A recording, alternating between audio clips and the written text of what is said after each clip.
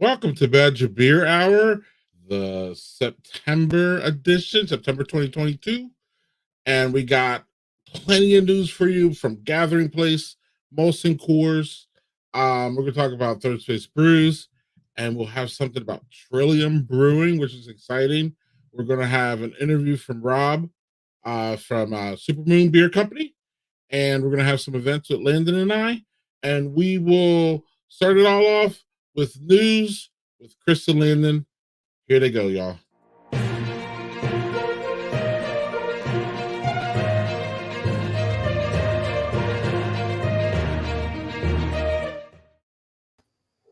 Chris. Hey, Landon, how you doing? Great. How are you doing? Real good. Oh, I mean, fantastic. Yeah.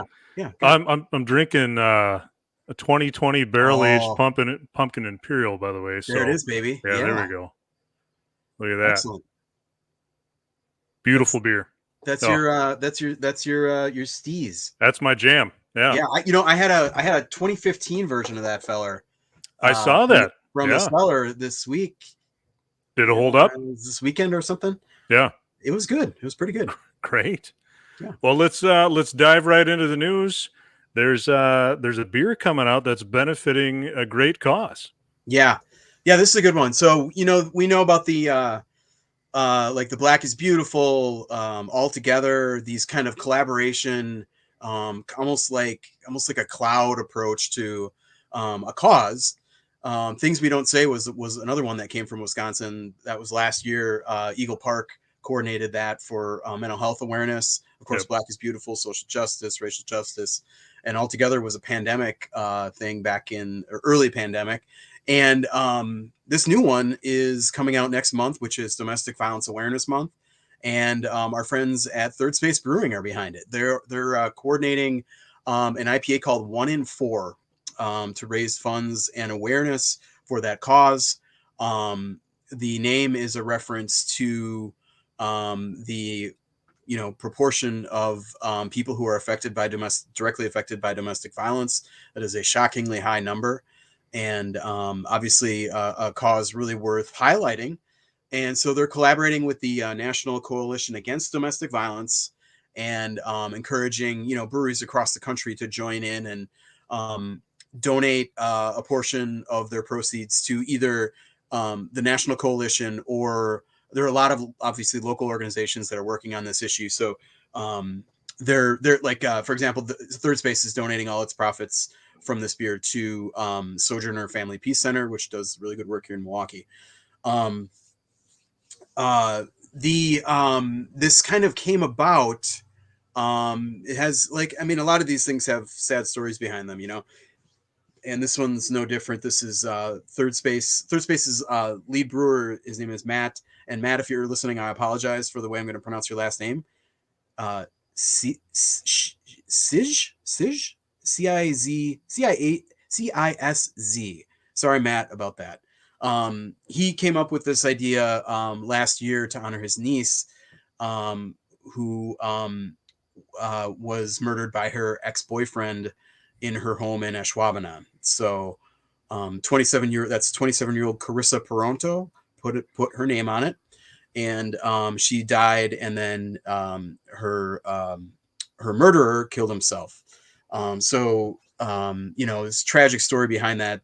Kate Bernot from Good Beer Hunting reported that. I believe that was last week. So this is another one of these collective actions. So I initially was like, there's this many breweries around the state that are doing this, but let's just name them all, because I think this is really worth seeking out if you're so inclined. So here in Milwaukee, the Milwaukee area, we've got Explorium, Perspective Brewery in West Dallas, which I actually got out there finally. Very nice little brewery. 1840, Indeed. Our friends at Venture are making one. Black Husky and Amorphic up in River West, all making a 1 in 4 beer. In Madison, we have Vintage, Delta Beer Lab, Carbon 4, Hop House, and Working Draft. And then around the state, here and there, we've got Pearl Street in La Crosse, Three Sheeps in Sheboygan, Copper State in Green Bay, and Sabbatical Brewing in Manitowoc. all making the 1 and 4 beer. So shout out to all those, and let's take a moment to let's seek these out and support this good cause. Yeah, it's a great cause, and it's a terrible story, unfortunately. Really sad. It's most of those stories are very hard to transition out of, so we'll just we'll dive right into the next one. But Dan Carey, as if he doesn't do enough already, he's starting a new venture. Yeah. Well, kind of. I mean, this is. I'm actually I'm kind of a little pissed off about this.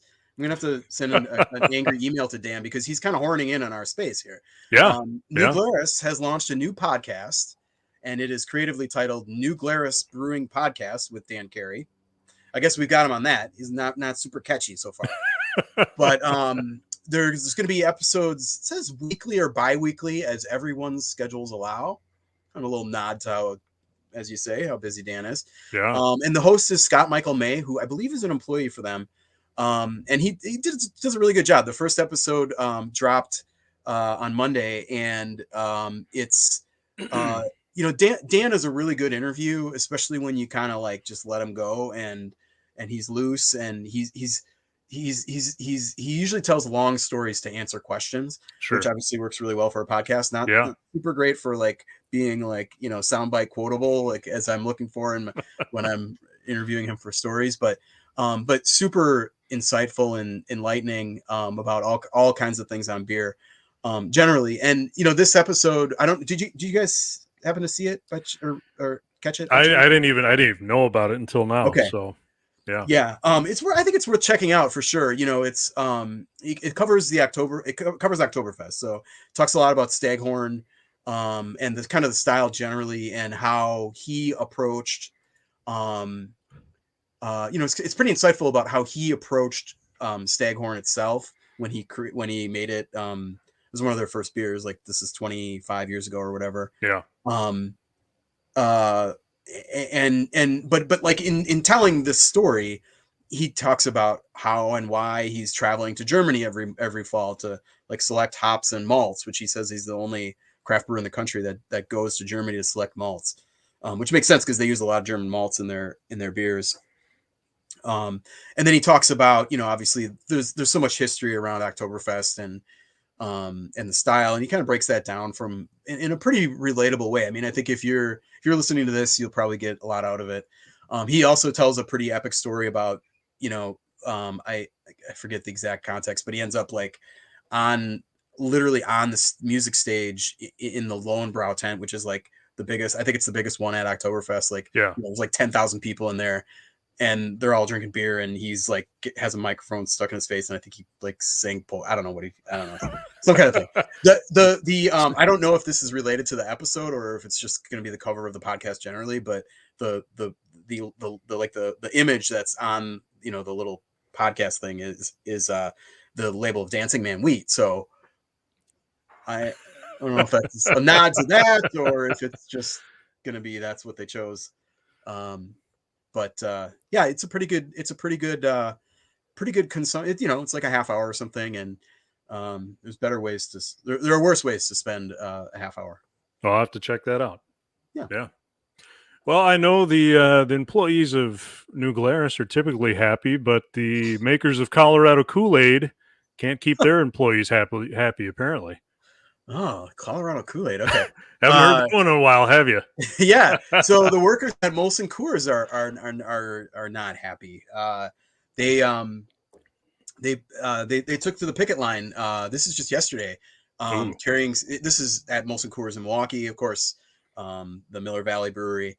They were picketing up and down State Street yesterday, carrying signs that said "No contract, no beer." Which is interesting. Like, this is okay. So let me get to the rest of the story. So they're negotiating a new 3-year contract, and they've been in those talks since July. So things are kind of bogging down a little bit. This story from Gabriella Bachara of CBS 58 here in Milwaukee quoted Joe Kansleiter, who's a rep for Local 9 of UAW. that represents most of the workers in the brewery. And he said that the company is proposing some pay cuts, and a 2-tier wage scale that he says would mean that some people doing this, like, 2 employees doing the same job might make different amounts. Ooh. And the union is seeking a higher wage increase and improved working conditions, including what he described as less excessive overtime, and then more paid time off and better benefits. So, kind of the things that make your work good. And there's a pretty incisive quote here from Joe. He says, "We worked right through the pandemic. We had a mass shooting here over 2 years ago. We feel that we deserve more." And, thinking about, how most factories, including, I think Molson Coors did actually shut down for a little while during, like, maybe a week or something during the pandemic. Yeah. Or at least a few days as they kind of got things, safer. But that they kept going to work, and obviously through really, really difficult times. After that shooting, when was that? That was just a month before the pandemic, in February, I believe. Right. So, yep. really tough stuff. And hard to, it's hard to.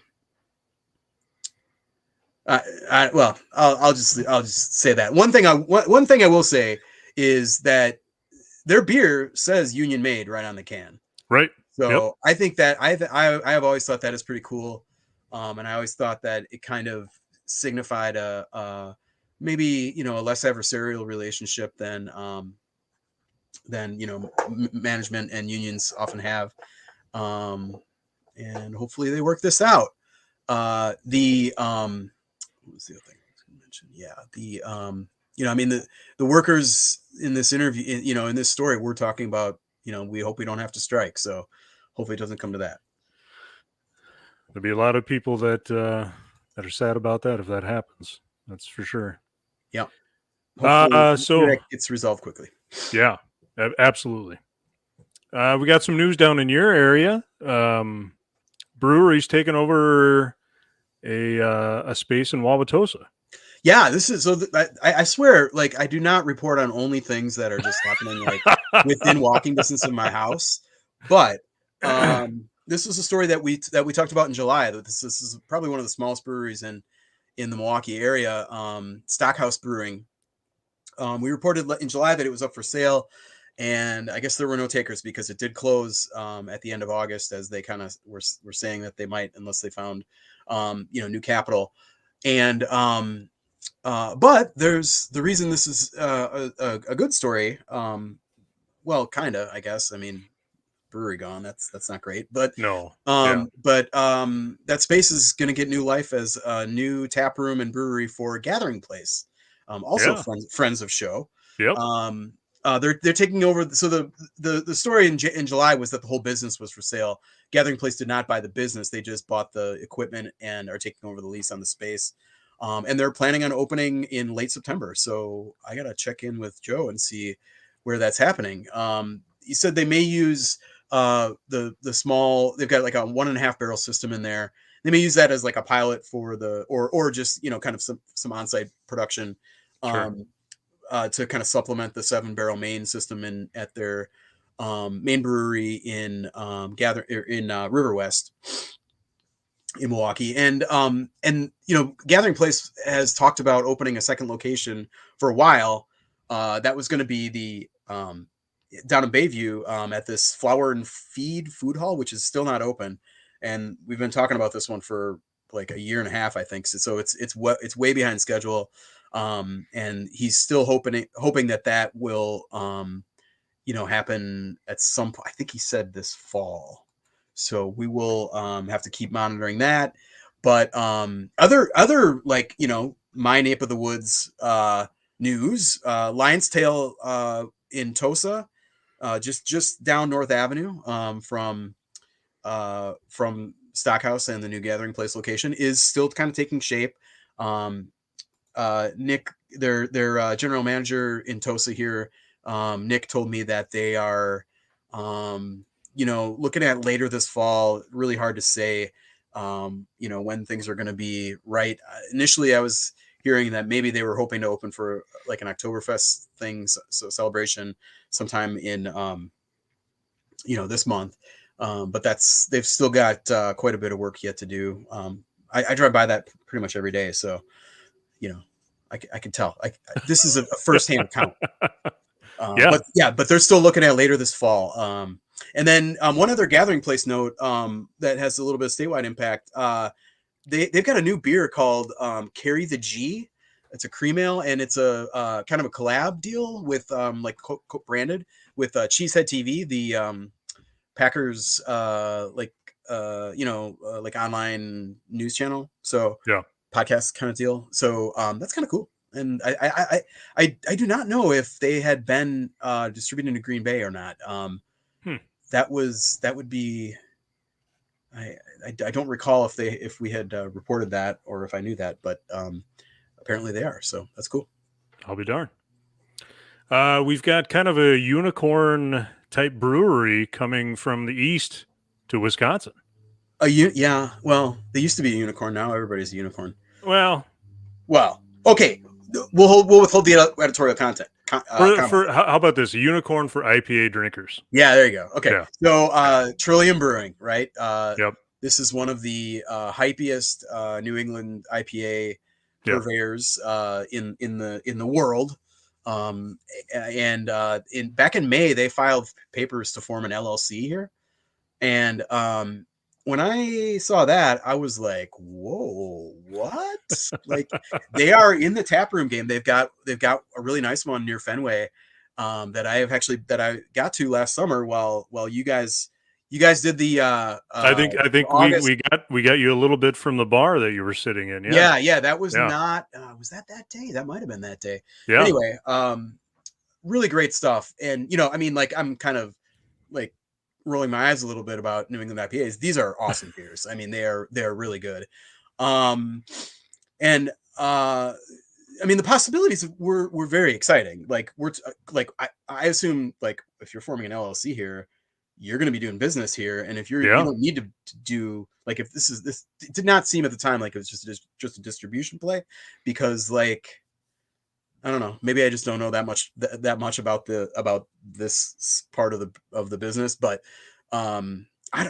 wouldn't a tap room in like Milwaukee or Madison or something like be the coolest thing? Like, I don't, and I'm not aware of any Trillium connection to Wisconsin. No. So it was kind of out of left field. So we were kind of scratching our heads and wondering about what that was all about, but it turns out that it is just a distribution deal. So they're having a series of draft launch events the week of October 3rd, which is like 2 weeks away.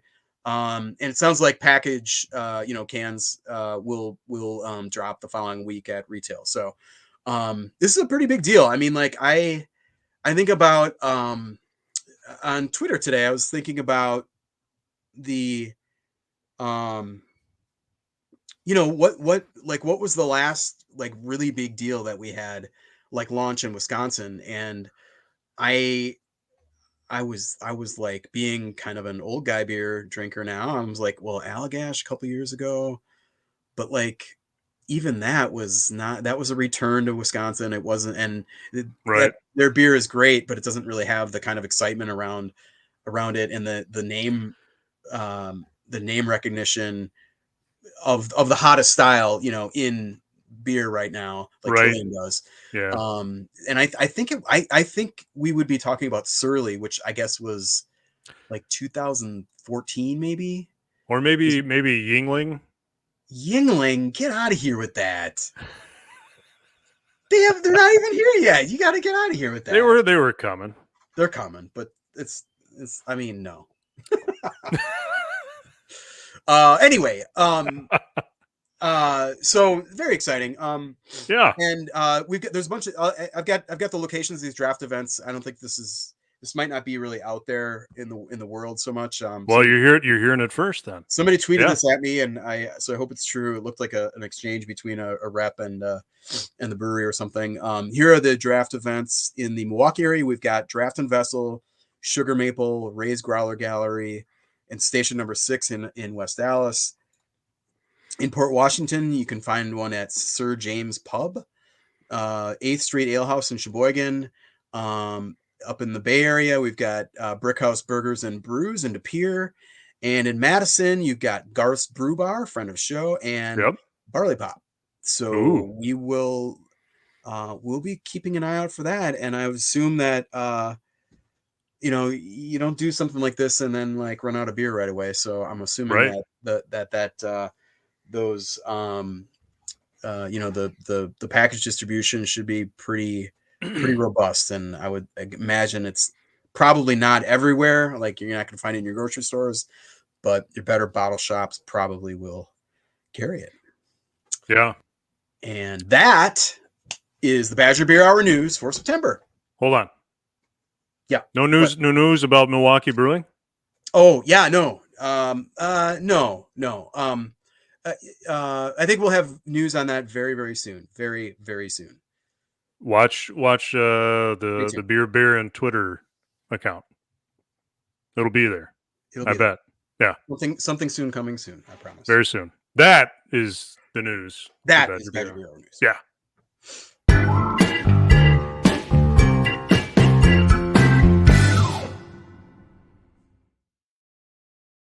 I literally cannot see myself right now, you guys. I'm sorry. All right, I think we're on. I am really excited to talk about this story on the Badger Beer Hour because I feel like you guys have been hearing about Supermoon a little bit off and on for probably since we started this thing. So I'm really excited to have Rob Brennan, founder and I guess co-owner of Supermoon Beer Company on Badger Beer Hour. Rob, welcome. Hey, thank you. Glad to be here. Can you see me? I can't see anybody really. Can't see anything. So got it. I'm just talking into my computer with a white screen right now. Keep in. Rob,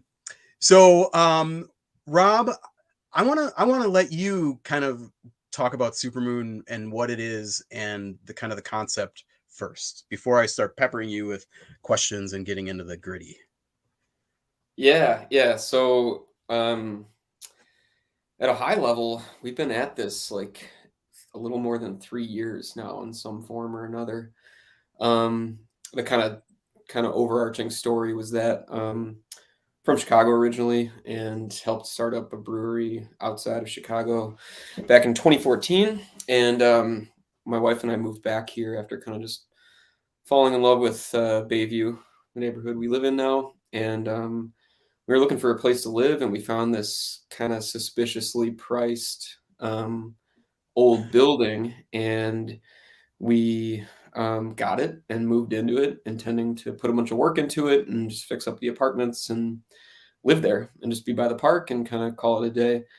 And there was a commercial tenant that came with the building, and basically like the week we closed, she told us that she was moving out and moving on and expanding her business, and we were suddenly without a commercial tenant. So we were like, all right, well, what do we do here? What do we have here? How do we market it? Who do we rent it to?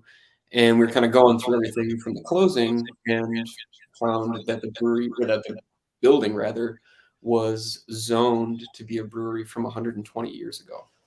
And so we kind of joke that the cosmos handed us this opportunity, and we kind of talked about it and started kind of going for it. We basically I was at a day job at an ad agency, and basically I would come home from work and work on the brewery and, fill barrels. And basically we got our paperwork up and running with the feds, and they gave us the thumbs up to produce. And we made a bunch of beer, filled barrels, started pitching organisms, and just got our long lead barrel inventory going. And then a pandemic happened. So my business plan went out the window. And then we basically kind of, our beer was following its own timeline, and we kind of reformulated some things and basically decided to kind of continue course and open the brewery, so to speak, during the pandemic. November 2020, we sold our first beer because the beers became ready. as you put it, I think you might have coined this term. It hit a microbiological Goldilocks zone.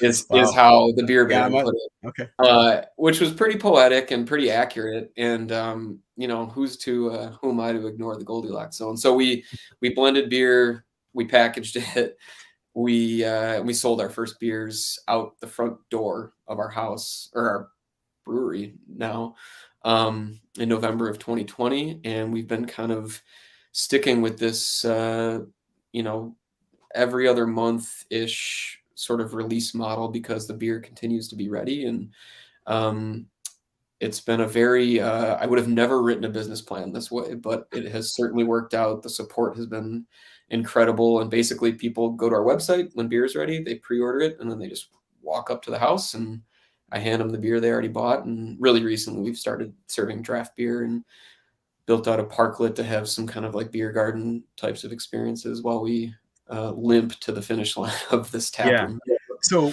let me. I feel like one really important aspect of what you do that you kind of didn't. They kind of went over a little quickly is this is not kind of like typical beer. I mean, you know, you are doing. I mean, it's. I think it's kind of poetic, to use your term, that this process has been so slow because your beer is slow. I mean, you're doing mixed fermentation, all kinds of stuff that is, like, as you say, like, it's ready when it's ready. So kind of talk a little bit about the beer itself and what you're making and kind of how you envision these beers and kind of what your inspirations are, that sort of stuff. Yeah, I mean, it starts with that building. Again, it's kind of like we recognize that we're in a very rare kind of unique situation to have had our home become a brewery. In that we lived there while I was filling barrels and not selling a drop of it for 16 months.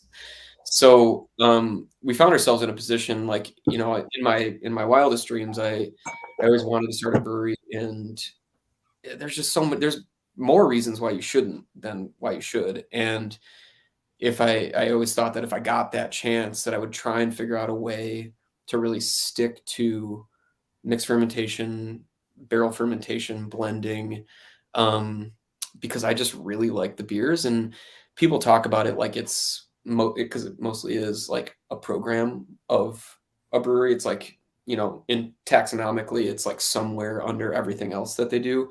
But I wanted to just do that. And so we found ourselves in this position to kind of have a fortunate scenario to sit on these beers because we were living above them. You know, not having to pay investors back or necessarily need to sell the beer quicker than it was developing. So that's a long way of saying, like, found ourselves in a fortunate position to actually be able to make these beers and focus on them. And once we did, it was really about building barrel stock. The way I approach it is kind of the way we say it is like we are focused on old world Belgian and French farmhouse technique, which is very much about surrendering to the beer itself and not sticking to such a heavy kind of mechanized focus on consistency and mechanical manufacturing, as much as letting the beer kind of like develop within reason. Like, we kind of understand paths of things, but really more about the expression of the beers and kind of what we think tastes good, quite honestly. And it's about patience, and it's about kind of creating these libraries of flavors, basically. The more oak stock we have, the more components to blend a beer that we think is delicious is. And it's kind of just about cellar management at that point. Yeah. So one of the things that we talked about the first time we ever talked, which was like before you actually, I mean, we I was a young before, I think it was pipe dreaming. When I was a young, just pipe dreaming. Yeah, I guess. And you told me about this, and I'm like, well, like, aren't you gonna run out of beer in like 10 minutes?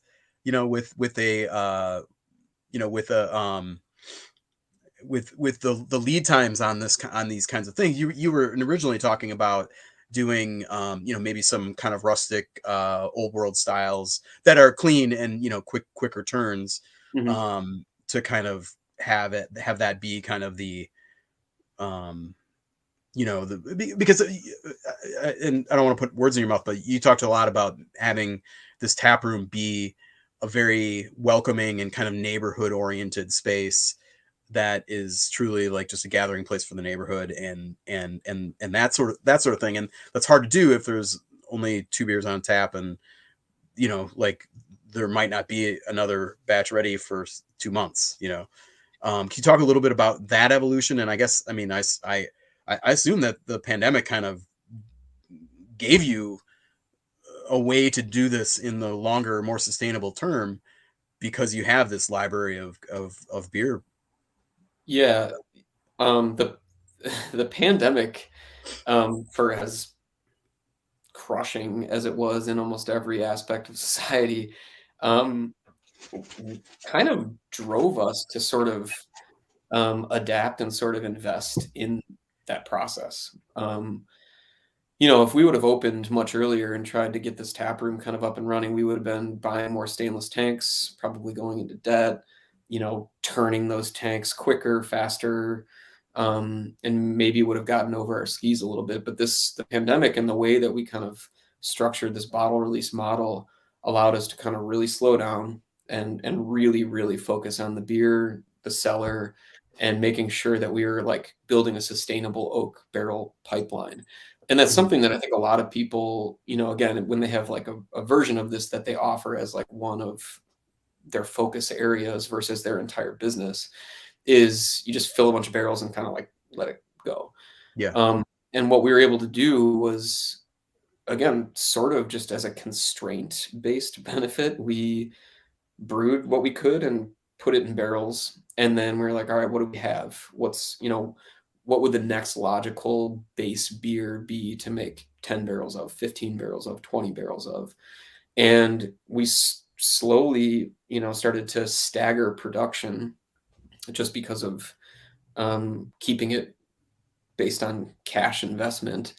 It allowed us to build a staggered kind of really interesting potential blending library. So that's to say we had, the first couple of barrels brewed in 2019. And then we bought a couple more, filled them. And what started to happen is they'd all kind of be at these different developmental stages that kind of made them ideal for multiple barrel blending projects.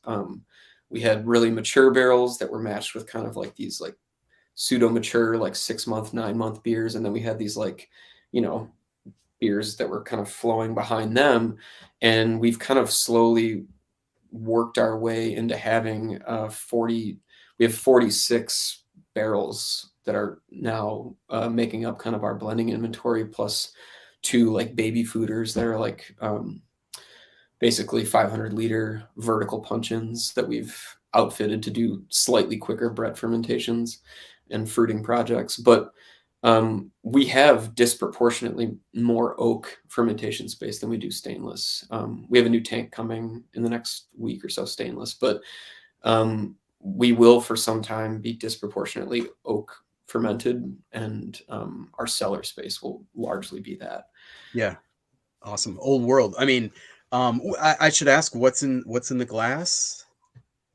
Oh, well, I'm gonna plug somebody else. I was just drinking someone else's beer for a minute. I was drinking Barrel and Beam saison, a real nice saison. They came down and paid us a visit during one of our pop-ups, and Okay. we have very similar kind of philosophies on bottle conditioned farmhouse style beer, and theirs was really nice. And then I popped one of my own to check in on it. It's a beer called Oakson. There it is. Um, Yeah, tell us about this beer. I'm gonna drink it with you. Oh, there you go. This beer is a beer I've been kind of chasing. So for as much as we are about kind of filling barrels and kind of letting beers kind of come into their own and blending to a certain taste of things, I do have a focus area in a lot of cases. And one of my sort of unicorn projects was always to try and do something that I felt was worthy of an Orval-like beer. Orval is one of my favorite. It's a lot of brewers' favorite beer, but it's just one of my favorite beers. I have a very like emotional attachment to Orval, and it's a very simple beer, but it's a very difficult beer at the same time to produce. It is what it is because of that. So I basically spent close to 3 years trying to get this beer as close as I could to something I felt paid homage to Orval. And I messed it up a couple times and dumped it down the drain. And this is the one that actually ended up turning out in a way that I sort of expected and that I feel proud of. So this is sort of an homage. We call it our love letter to Orval. And just, description wise, I call it an Abbey style pale ale, which, as we know, bears no resemblance to what pale ale is today. But it's because, are you still there? Yep. There he is. It's because Belgian pale ale and ales that are made in monasteries in Belgium like that draw their roots from English pale ale. So they're much more malt driven. These particular pale ales that Belgian monks in the Abbey were making are bottle conditioned with Brettanomyces, which is in my wheelhouse. So I took a little creative liberty and used a neutral oak barrel as the fermentation vessel for this one, and then let it go 9 months with Brett Brucks and kind of stuck true to this sort of pale Britishy base beer and just kind of let aged hops and Brett Brucks kind of do the rest of the work.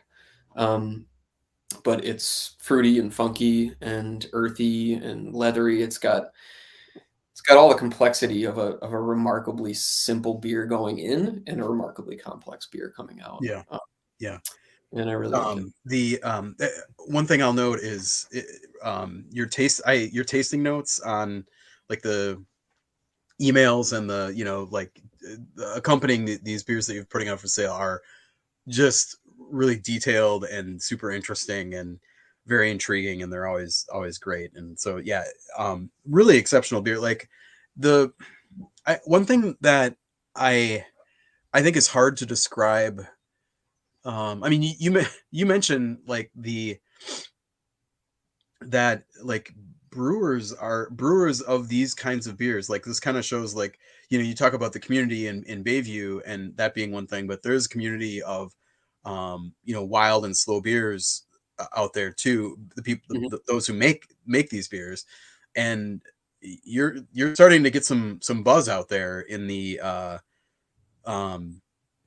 in this community. Can you just talk a little bit about that? You've had some unexpected visitors. I suppose so. Yeah.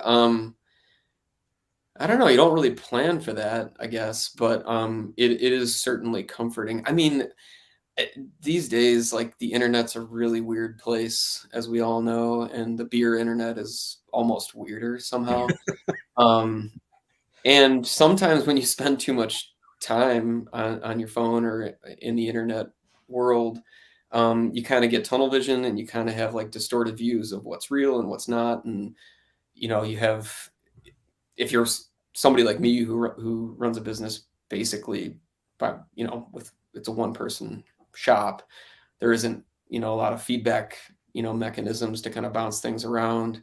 And so it's nice when people who have given everything to start their own businesses that with a similar sort of a mindset in beer production, when they basically acknowledge, that they like what we're doing or that they appreciate what we're doing, because that's kind of the validation that I'm looking for. I mean, I really hope that everybody who buys our beer locally loves it. That's very much my intention, number one, but it's nice when brewers like your beer. It just feels good. And we've had a lot of brewers coming out to these pop-ups, people that find themselves in town or passing through town, like going to stuff in Chicago, they'll make a stop. And yeah, we've had breweries or brewers or people from breweries all over the place that we really, really respect. And Barrel and Beam came by. Had some folks drop beer from Fox Farm. We have I don't know, just kind of people from all over country, really, which is kind of wild. We were invited to have our beer represented at the inaugural Pittsburgh Mixed Culture Festival, which took place in this incredible, idyllic farm outside of Pittsburgh, hosted by Cinderlands and Allagash and Trace Brewing. So we've had our beer in the company of people that we really, really respect, which is that's really awesome. Cool. We've had some pretty great fortune with beers or breweries we've collaborated with that share similar philosophies. Right up the street, 1840 was one of our first collaborations. We've made beer with Hacienda. Was Brewing down in Chicago, also very cut from very similar cloth. So yeah, these things kind of help when you're just kind of like managing a cellar by yourself and have no. Yeah. I mean, I think about like that, you're kind of just like in the dark and, I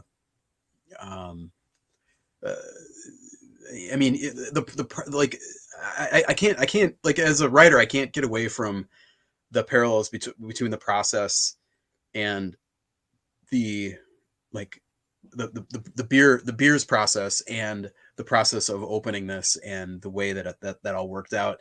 And so much of it is kind of just faith. You're just doing these things. You obviously think your products are good. Nobody's had them yet. They may not even, you may not have even really tasted them in their complete form yet. And then all of a sudden, like you're giving these people their beer. The first beers you're selling are, you can't really touch them. you can't really talk to them all that much. I didn't even save any for myself, actually. I didn't really get, because one of them sold out, and that was pretty shocking. The first blend of many phases sold out, and I found myself without any. I bought some back from friends, actually. But yeah, that the imposter syndrome thing is crushing. And again, that was like deep pandemic, so things were already kind of like twisted up from a social standpoint. And all we could do, because at a certain point you look around and it's like these giant oak vessels filled with beer, and you're like, well, we're doing this thing one way or another, so you got to kind of just like commit. And part of the thing that I have finally like really settled into kind of a confident place with this, but part of the thing that my job requires as somebody who makes this style of beer is kind of being a sort of fortune teller in a way, where I start to kind of like have to understand where, when I pull a nail on a barrel and I taste something, I have to project what that beer's maturation cycle from still aged beer to bottle conditioned packaged beer 12 weeks later, 2 years later, what those, and then what each component will do with each other within the bottle. And I've started to kind of have this very difficult to describe sort of an understanding of like what I think works and just what doesn't. And it's in that way, it is kind of the antithesis of a quick turn, up and running manufacturing center. It's much more about like taste and smell and kind of like rolling the dice a little bit. And that said, there have been a few beers that never came to fruition the way we wanted them to, and didn't meet our standard of quality, and you'll never taste them. Like no one will ever taste them. And that's the hope. The hope is when we put a beer out, it's because we deem it worthy of your hard-earned money, and not something that's just like a flip the coin or whatever. So the full realization of what this is coming soon, right? Yeah, the complete picture finally. Yeah. I was telling you, I time to time I reread my business plan, because it is hysterical. Sam Clegione says something about this in one of his books, and he kind of like has repeated it in interviews and things like that. And he says something to the effect of, particularly with breweries, that a business plan is the greatest work of fiction you'll ever write. And it's like spot on, because you're like so in it, and it's all very two-dimensional and you know, very bright-eyed and bushy-tailed, and then you get going, and it's like page 2, happy past your executive summary, and page 2 everything else goes out the window, and you're just in like survival mode until it opens. And we've been in some version of that for like 3 years because we never opened the tap room. So we have been opening the door and putting a table in front of it for a year and a half or so now, selling beer that way. And we are within, I think, like 2 weeks of our tap room finally opening. So we have all 4 of our trade inspections are passed, and we are just waiting for our final general occupancy inspection and for our bar top to arrive. And we're going to open the door ASAP. Beer's ready. What will people find when they go in?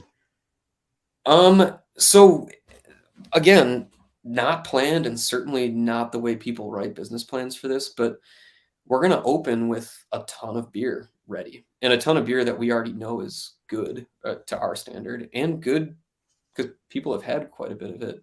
Yeah. So our tap lines will be full, and I have no empty kegs in the house. Everything we have is full. Our stainless tanks are full for backup. Almost all of our oak cellar is full. And so we're going to have, our new draft system is set up for 6 lines, which felt like kind of a responsible, if not maybe too conservative amount of beers for us, but I think it'll keep it tight. We'll have the ability to pour 8 on draft. So you'll see mostly Supermoon beer, some stuff that we've been cellaring and keg conditioning. So some beers that people have already had in bottles, but the first time they'll ever be having them on draft will be on. We've got a couple new beers in the works. We have the first kegs of what will probably be a core brand for us. So our first like fridge beer, 4-pack beer that'll be on. Tell us about that. I saw do you have one of the bottles handy by chance? I do, but I'd have to run downstairs. Okay, well. So we, I mean, I can, but we basically we've been living, you know, we've been surviving as this business based on kind of leaning into our specialty offerings almost exclusively. But our core philosophy is really first and foremost that we're a neighborhood brewery, and that we're just a spot that we want to kind of serve our locals with. And as such, I don't know that it's what I want or what anybody wants to be drinking like 16-month aged blended farmhouse beer all the time. So we're trying to kind of counterbalance that with some more approachable versions of the styles that are still kind of within our core philosophy, but something that you could drink, you know, pop and drink out of the bottle just casually, and not have to save for a special occasion is really the point. Right. So we've been working on this beer, and I've been working on versions of it for probably 10 years. But it's a beer that we're just going to simply call Saison Bayview. It's kind of an homage to the sort of chateau versioning of how people, you know, name beers in Belgian and French countrysides. It's just kind of like Saison and then where it's from. Yeah, what it is. So yeah, Saison Bayview is what it is. It's a 5.6% Saison beer, kind of what I would classify as a farmhouse style Saison, meaning it is the malt bill kind of drives the rusticity of it, being almost entirely Pilsner, but then a kind of a special secret amount of malted spelt and oats, kind of in a certain proportion to keep mouthfeel heavy and not have it be like a super dry, bubbly kind of a saison. It's a 12-ounce bottle, so I want it to be kind of just a drinkable, nice beer with weight to it. But a lot of the character is driven by yeast and aged hops. Yeah. We use pellets. It's one of the first beers that we've kind of brewed at production scale with pellets in it. And the pellet that we've chosen is Saphir, which is a hop I just love. Yeah. Almost all the hops that you use in your beer, your other beers are aged full leaf hops. Is that right? Yeah, correct. So we basically once a year buy 100 or 200 pounds of whatever the previous couple years have now aged to. So we're working through 2016 Mount Hood and 2014 Cascade. And it's not necessarily the older the better, but they do kind of bottom out at a certain point where it doesn't matter what you're using. And like I made a second version of a beer recently that we did one production turn of it with 2016 Mount Hood, and then I ran out and we did the other one with 2014 Cascade, and it was the same beer. So it accomplishes kind of the same thing, and it keeps costs low. I don't need to refrigerate them. So that's where, like, people like to get up in arms about like what farmhouse breweries are and are not. And the fact is, like, we are what I would classify as sort of a low intervention brewery, if you want to borrow a winemaking term. And we don't refrigerate our hops. We have no temperature control. The beer tells us when it's ready, and they're made in oak barrels. That's kind of like, it's yeast driven. That's kind of what I would classify us as. Okay. All right. So we do not exactly know when you'll be open yet, but because you don't exactly know. We have a staff hired. They're coming in. We're getting that going. And we'll be open this Friday just for kind of a beer garden draft service to kind of keep that thing going. And then we're going to be doing, people are welcome to come inside. I don't know if I'll have a bar top, but we're doing Bayview Gallery night next Friday. Okay. So it'll be an open house of sorts. You can come drink beer and stand at the bar and can't wait. Nice. All right. How do we find out when this is happening? What's the best way to find out? We largely communicate through Instagram as kind of the primary channel. I'm not great at Twitter. But yeah, on the screen there, you can see that a remarkable amount of people stay in touch with us through email. Like we try and put a lot of effort into sending like worthwhile, substantial, like good information in our email. And a lot of that has to do with when new beer is ready, your ability to kind of pre-order it hits first through the email channel. And then it'll kind of give you the details of what we've got coming up for pop-up sort of beer garden hours or market events or things like that. So jump over to supermoonbeer.com and you can subscribe to our email and you'll get emails. I send them traditionally at like 6:45 in the morning on Mondays. So when there's something to say, I'll say it then, and then it'll be right there in your inbox to start the week. Awesome. Rob, thanks for coming on and sharing your story with you. Good luck on this home stretch, and I look forward to seeing you in your tap room and belling up at the bar. Oh, soon enough, man. Thanks. All right. Take care.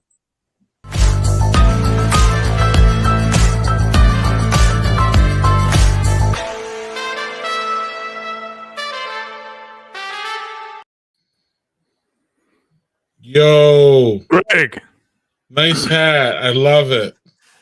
Man, it's Oktoberfest season, so listen, don't at me. This is the best beer season, period. It is, man. Yeah. There's no question. I'm not going to have any debate with anybody on it at all. Anywhere. I don't care. Absolutely the best. I agree. It is just too much fun. So let's jump in. What's going on? Let's jump in. The first is not an Oktoberfest celebration, but it's worth mentioning nonetheless. So we've got Zoo Brew coming up this Saturday. Yeah. From 3 to 7. Tickets are $50 in advance, $60 at the door. Taste your way through nearly 100 beers and ciders from some of the best brew masters while enjoying the beautiful scenery of Lake Michigan. Savor the flavors with your own souvenir pint glass as you roam through the zoo. So this is the Zoo Brew. I believe it's Racine, right? It I doesn't don't know say why I didn't put that here. one on there. Yeah, it's Zoo Brew and the Racine. Okay. So, Okay. they had a similar event back in the spring, but so this is just slightly different. But all the proceeds go to a charitable cause, and then you get to see some wild animals and drink beer. Yeah. And these zoo beer events are becoming more and more, and I think they're fun. And cheers, y'all! Have a good time out there. That'd be great. Absolutely. Zoos are nice too, man. They're open. They're like almost a perfect space for this. Right. And as beer drinkers, we need to be moving, Landon, because we're taking in a lot of carbs. That's right. You know? That's right. You got to get your steps in. Yeah. So let's get down to the Oktoberfest fun around this wonderful state of ours. The first one is local for me. So right here in Eau Claire, I will be there this Saturday. Lazy Monk Oktoberfest. So it's 2 weekends. This weekend, Saturday, 1 to 5. And even though it says 1 to 5, let's be honest, a lot of us are there past 5 o'clock. But I believe the food is the brats, the kraut, and the pretzels, and then beer and music. And I believe the music goes past 5 o'clock. So, and as most y'all know, Lazy Monk is a German-based beer company. So, I mean, if it's going to be authentic, it's going to be authentic there, right? It's going to be there, man. It's going to be there. And those folks are from Germany. So if anybody's going to bring you any kind of German experience, you gotta hope that it's going to be Lazy Monk. So and it's great they give you 2 weekends too, because everything happens on one weekend. So this is ready for y'all out there. Yeah, ready. The owner's actually from Slovakia, but it's close enough. Oh, okay, Slovakia, but right. But close enough to be able to have that experience. That's right. And let us know what's going on for sure. I mean, closer than we are, Landon, right? Closer than we've ever been. We're so far away. Yeah. All right. I always forget that messed up, but they do come with that German appeal so hard that it's like hard to forget that they're not really from Germany per se. Well, you can only make so much Pilsner. You know, he makes the Pilsner and the dark lager to, for his homeland, and then the rest of it's got to be German, right? And they're so good. Yeah, it's so good. Yep. Y'all got to roll up. Y'all got to roll up if you can, if you're close. Oh, absolutely. Sure. One of my favorites, and we'll see if I make it to this one. So, Little Dallas, Wisconsin, which is north of here, they pretty much take over the whole town for Oktoberfest. And granted, Dallas is not a very big town anyway.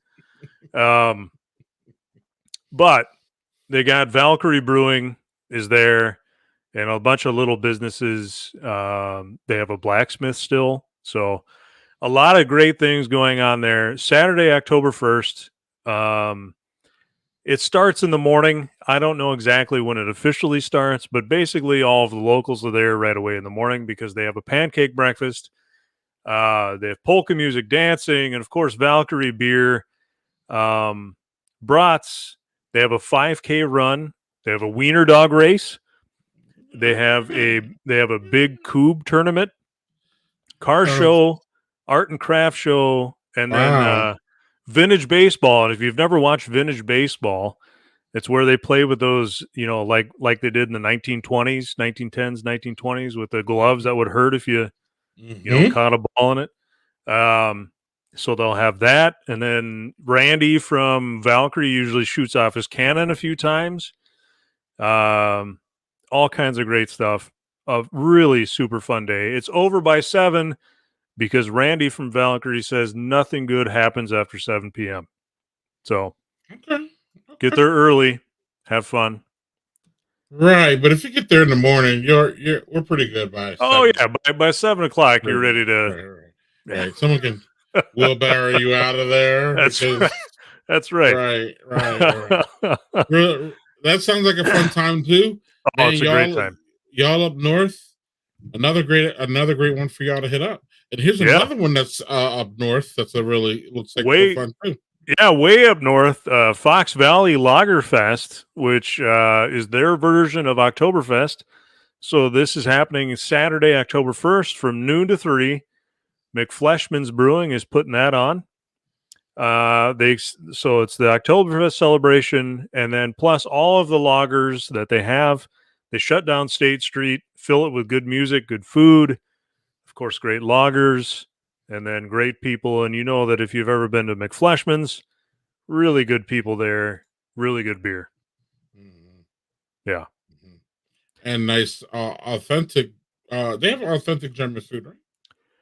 I don't know if they have any food or not.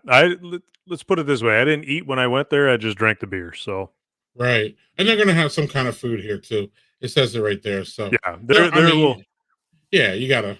Yeah, you got with any Oktoberfest celebration, you gotta have.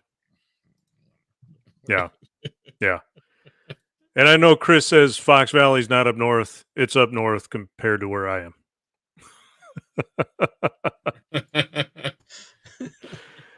It's not even up north compared to where you are. Well, whatever, man. That's fine. This is not the Badger Beer Geography Hour. This state is weird.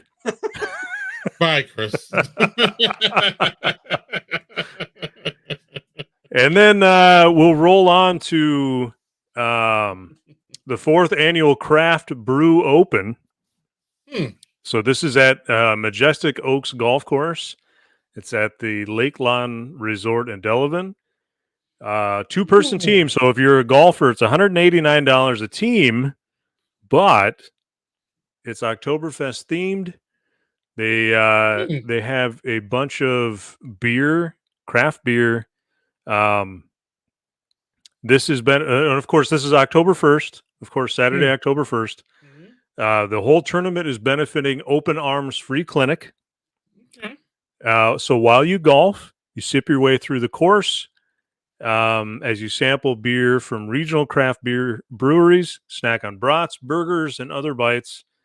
They have photo stops, raffle prizes, polka, of course, and then all the fun. It's all going for a great cause. So $189, not too bad for a tournament. Nope. And then it looks like they give you enough snacks and there's beer there for you. Yeah. So you're set up for that. Yeah, absolutely. And you're donating to a good cause, and you're exercising a little bit, so you're hopefully working some of the beer and those brats off. That's right. It sounds like, man, that sounds like a hit to me. That's I would do it. My wife doesn't golf much though, so can't do that. No, I don't golf either, but that sounds like a hell of a fun. For y'all golfers, there you go. Yeah, do it up, man. And then, of course, Oktoberfest, the biggest Oktoberfest in our state, is in La Crosse. Yeah. And that's Thursday, September 29th through Saturday, October 1st. The website said $20 to $200. I'm not sure the high end of that. You'll be able to get in probably for $20 though. Anyway, so they have a craft beer night on Friday. Saturday they tap the Golden Keg. Sunday they've got a Maple Leaf Parade and they take over the streets and all kinds of good stuff. Anybody that's ever been to the La Crosse Oktoberfest has had probably too good of a time and has to recover for a few days afterwards. Yeah. And you're from the state. You know a little bit about beer. You know a little bit about this one, so we don't have to spend much time on this one. No, it pretty much speaks for itself. That's right. It's a good time. It's one of those times that y'all got to get out there at least once. So maybe this is your year. With the COVID levels a little bit stabilizing, and we can get out. This is a really good one for you. Man, we have some really great events this month. But we have one more left. One more. This one's only because it happens right before we do our next episode. Yeah. Dells on Tap, Saturday, October 15th. Everybody loves the Dells, right? Yeah. Oh, I love the Dells, especially in the fall and the spring before When those there's nobody Illinois. there? Yeah. The Illinois people, besides before they roll in, and you know what happens. It becomes very, very touristy. That's right. But, by the way, this is right after touristy. By the way, I've seen a lot of influencers get invited to Dells on Tap for free. What the hell? Why don't we get invited there, huh? What? Anyway, I bet you Chris did, but whatever. Chris is special. Right. If you want to pay for it like us peasants have to, right. VIP 75 before the day, 90 at the door. General admissions 50 before the event, 65 at the door. And of course, a bunch of craft brewers from all over Wisconsin. And then you're in the Dells. So you get to enjoy the water parks and all the craziness that's in the Dells. That, and it's also a smallish,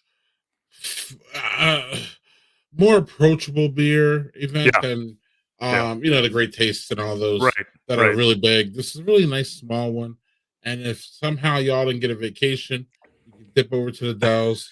And it's really nice now because it's right after that summer crazy season where the Dells is crazy.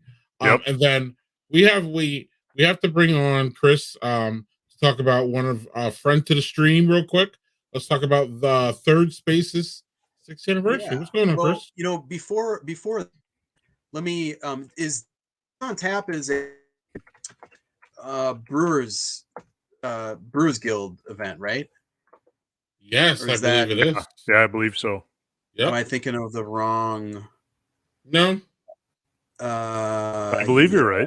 Okay. In any case, I have some. No, I have some news. No. Yeah, no, it's a different one. It's Dells. We're thinking about the barrel aged. The rare. I think it's called Rare Barrel Affair. Rare Barrel event. The Brewers Guild suspended their events for a couple of years, because the thing happened. But a really good one is coming back next year. It's the one over in Glendale here. It's called the Wisconsin Beer Lovers Festival. And it pairs.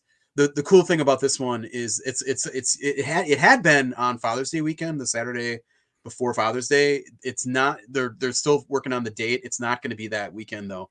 But it's great because it pairs a whole bunch of restaurants from around the state. I think they all bring food and they have like small bites of their dishes to pair, and then you have those restaurants next to the tents or the little booths with the brewers. So nice. It's great, and they you vote on best thing. And so that's a really nice event, and that's going to be coming back for the first time in a couple of years next summer. Oh boy, it's right on the edge. I got sneeze there. Third Space 6th anniversary. Yeah, so it's this Saturday. Third Space is having its 6th anniversary party. They have a bunch of bands coming in, and this is another. I think I've talked about this new patio that they have so many times, but it's just it's a great space, much better than the parking lot picnic tables they kind of had before.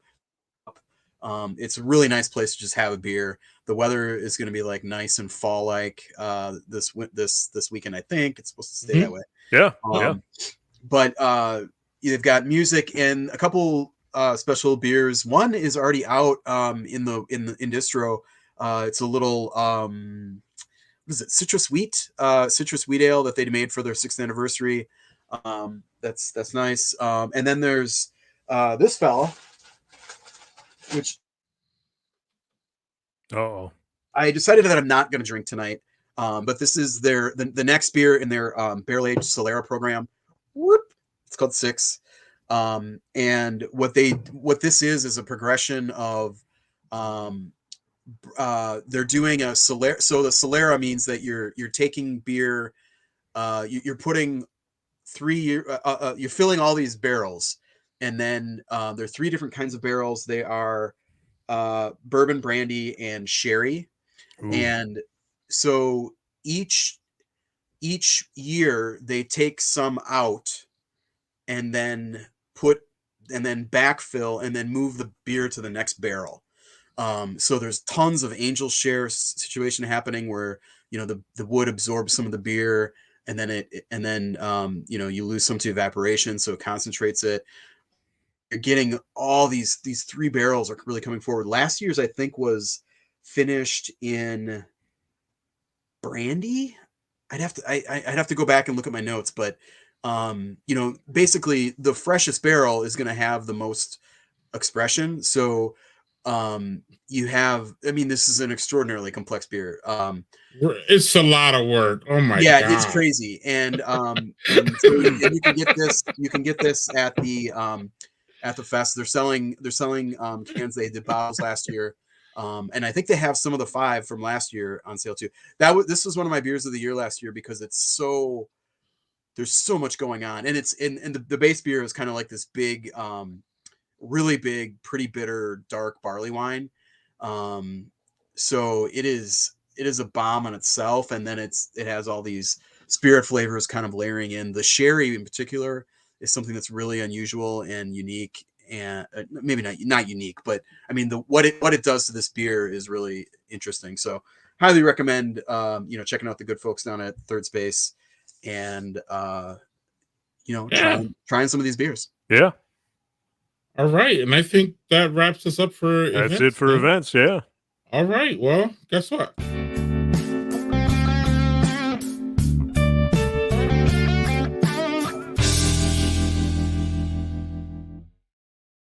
Me first.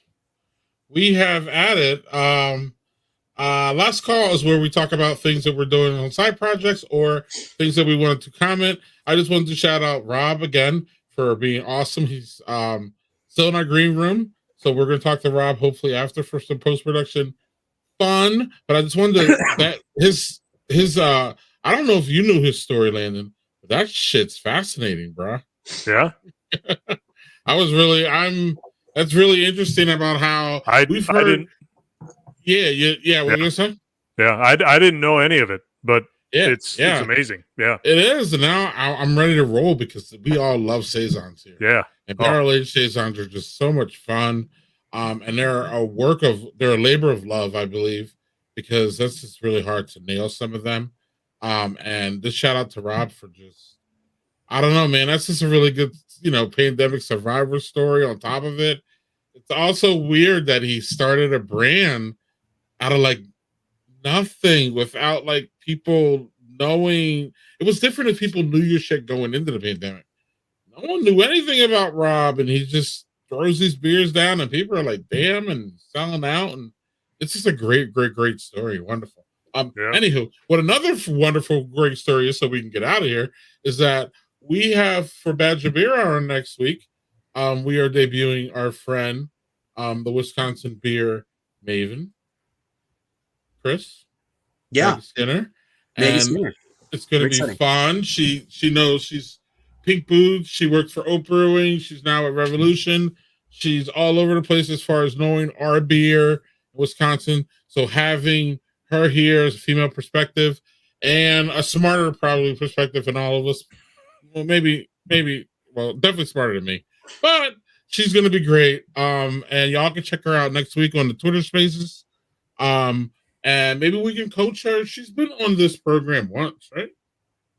She has not. I don't think we had Maggie on. We were going to. I don't think we've had her yet. Yeah. There was something in the mix, but we got her on Wednesdays, every Badger Beer Hour, or every fourth Wednesday. She'll be joining us, Simon and Chris. It's always a hoot to talk a little bit more about news. But Wisconsin beer news, this gives us another opportunity to listen to Simon talk about fermenting beers and seltzers. It's really fascinating and fun.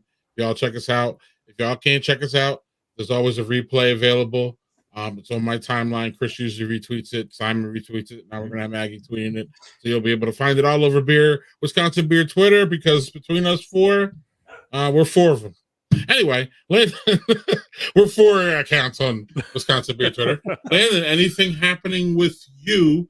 You're going to make a public appearance, I hear, over at Lazy Monk. Going to be at Lazy Monk Saturday night. Yeah, I'll be there. If you're there, come up to me. I'll buy you a beer. Look at that. Look at that, y'all. Yeah. Right. I know. You just got to make it up there, Chris. Yeah. Forrest Gump running.gif. Yeah. I'll be right there. And you know there's going to be a Pilsner on tap. So, I mean, there's Pilsner. There's Oktoberfest. They have their anniversary beers on tap right now, which is like a 8%, 9%, whatever it is. Good stuff. It's gonna be, going to be a good time. Anything else with Taproom Travelers going on? I'm heading west. Oh, I think I muted you. I didn't mean to do that. Did I do that? No. He did it. I thought he was being his dramatic. mic is not. Yeah, it tells me his mic is not even. Yeah, connected. So he did something. But he's heading west. This is Drosner level areas. That's what happens when you have a faulty USB port in your computer. So, heading west, going out to the Black Hills next month. So, gonna go to breweries I haven't seen out there in a while. So, good times. Yep. What's going on, Chris? Anything in the beer baron land that you want to talk about? Yeah, I mentioned that news coming tomorrow. We'll have right now. If you're in the Milwaukee area, the Milwaukee Magazine Best of Milwaukee issue is out right now, and I managed to sneak in a whole bunch of beer shit again to that. So doing my job, representing. So that's exciting. I don't know, just doing things, doing work. That's cool. Well, we'll leave it here since it's our Badger Beer Hour-ish. Chris, I want to thank you for set up another great interview. And next week, can we tease our interview next month? Or should we wait? Not yet. Tomorrow. I'm excited about it though, yeah. Everything's tomorrow. It's a good one. It's a good one. All right. It is. You're gonna want to tune in. Yeah, and our next Badger Beer Hour is October 19th. At it already feels like October. I'm telling you, it's at Oktoberfest. Yeah, but only since like 6 o'clock.